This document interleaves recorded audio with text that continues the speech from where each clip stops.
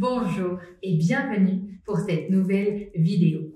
On se retrouve donc aujourd'hui pour parler angoisse de séparation. Qu'est-ce que c'est que l'angoisse de séparation? À quel âge ça commence? Et puis qu'est-ce que vous allez pouvoir faire en tant que parent? Moi je suis Audrey, infirmière clinicienne en périnatalité, fondatrice des centres périnataux Happy Mom and Baby, mais aussi auteure du livre Étudier en grammaire aux éditions Marin.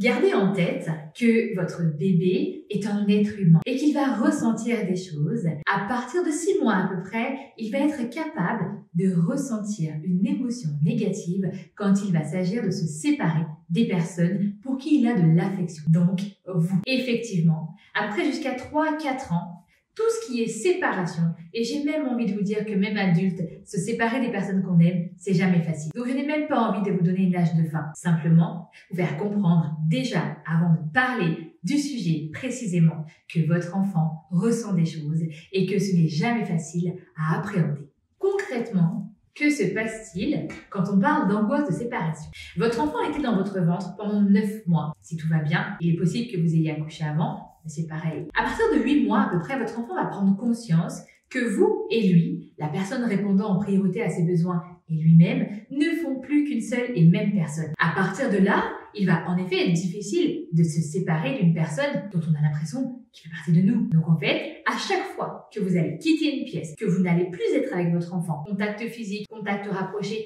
dès que vous allez sortir, eh bien, il est possible qu'il se mette à pleurer, qu'il se mette à angoisser, à ressentir de l'anxiété et c'est normal. Il est en train d'apprendre qu'il est une personne à part entière, que vous et lui, vous ne faites plus qu'un seul, mais vous faites deux. À partir de 8 mois donc, votre bébé va pouvoir pleurer quand vous allez quitter une pièce. Il va pouvoir ressentir beaucoup d'angoisse, beaucoup d'anxiété et ainsi manifester un comportement qui n'était pas habituel jusqu'alors. En effet, jusqu'alors, quand vous quittiez une pièce, tout allait bien. Quand vous laissiez bébé dans les bras d'une autre personne, tout allait bien. Et tout d'un coup, ça va plus. Il se met à pleurer, il vous tend les bras, il ne veut pas que vous partiez. Tout ça devient difficile. Bienvenue dans l'angoisse de séparation qui peut durer jusqu'à 2-3 ans. Et cette période-là, elle est saine parce que se séparer, c'est totalement sain. Ça permet de mieux se retrouver. Ça permet aussi d'apprécier les moments que l'on passe avec une personne.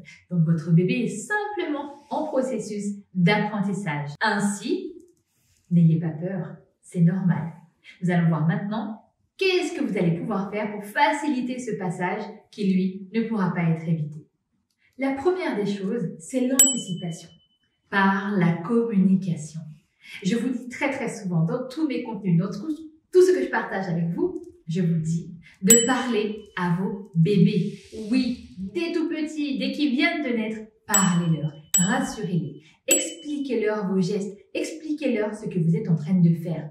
De cette manière, quand l'angoisse de séparation va arriver, vous allez être capable de parler à votre bébé. Mais surtout, il va être capable de vous écouter, de comprendre ce que vous êtes en train de lui dire. Il va être capable de se dire « Ok, là, j'ai pas besoin de m'inquiéter. On est en train de me rassurer. Donc, je sais que c'est un moment qui va être agréable. Je sais que c'est un moment où je n'ai pas besoin d'angoisser. » Si votre enfant est habitué à communiquer avec vous, à ce que vous lui parliez, que vous lui racontiez à chaque fois ce que vous êtes en train de faire, eh bien, ce sera plus facile dans les moments d'angoisse de séparation.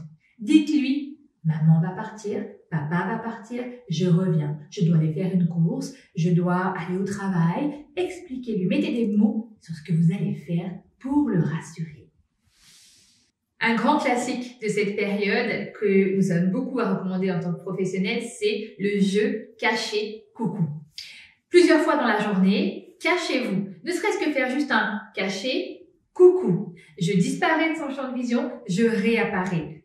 Première étape. Ensuite, vous mettez peut-être dans une pièce et vous réapparaissez. Derrière une porte et vous réapparaissez.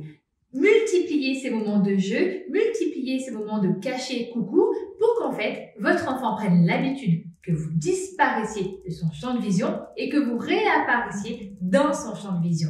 De cette manière, il va être capable de gérer les émotions qu'il vit quand il ne vous voit pas. Mais surtout, de s'habituer, de prendre l'habitude de ne pas vous avoir dans le champ de vision et de développer ces stratégies d'auto-apaisement. Surtout, On y va doucement. Commencez par des petits moments de séparation. Si vous voyez que c'est difficile pour votre enfant, instaurez des habitudes où bébé va savoir que vous n'êtes pas là. Allez faire du sport, allez voir vos copines, allez boire un verre, allez au resto, allez prendre une marche. Faites ce que vous voulez, mais augmentez petit à petit les durées de séparation avec votre enfant. 5 minutes au début, 10 minutes, un quart d'heure, 20 minutes, 1 heure, toute une journée. Allez-y doucement, une étape après l'autre. Votre enfant a besoin qu'on aille doucement avec lui.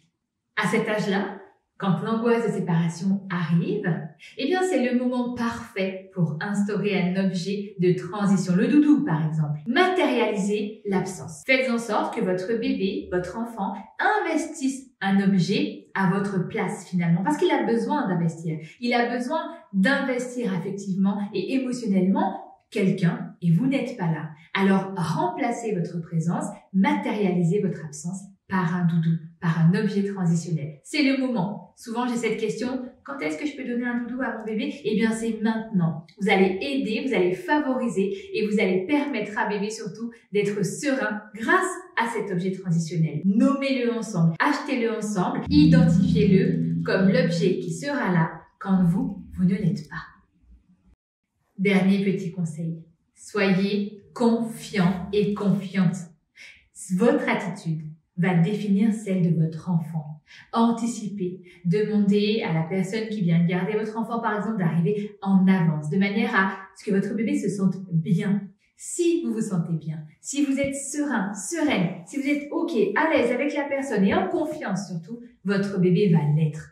Prenez le temps, parlez-lui, passez un petit moment avec lui, n'allez pas dans les pleurs. Si votre bébé pleure, prenez le temps d'accueillir ses émotions. Prenez-le avec vous, posez des mots sur ses émotions, discutez avec la personne qui va s'occuper de lui.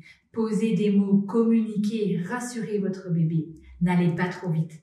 On prend son temps parce que dans ce moment d'angoisse de séparation, votre enfant angoisse vraiment. Il va falloir prendre le temps de l'apaiser, de le rassurer. Prenez-le contre vous. Et puis si c'est pas le bon moment, eh bien on recommencera un autre jour. D'où l'importance d'anticiper.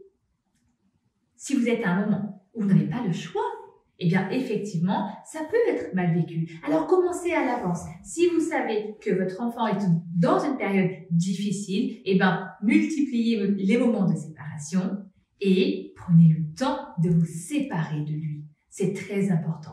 Vous êtes en train de transmettre des énergies positives, une attitude positive à votre enfant. Alors prenez le temps de le faire. Accentuez les routines. Mettez vraiment un point d'honneur à avoir une routine, un rythme régulier, répétitif. Ça va sécuriser votre enfant et ça va l'aider à passer au travers aussi de ces périodes un petit peu de perturbation. Parce que son sommeil aussi peut être perturbé, son comportement peut être perturbé, tout son univers est perturbé lors de cette phase d'angoisse de séparation. Alors, accentuez les routines, accentuez les rituels, passez plus de temps avec lui.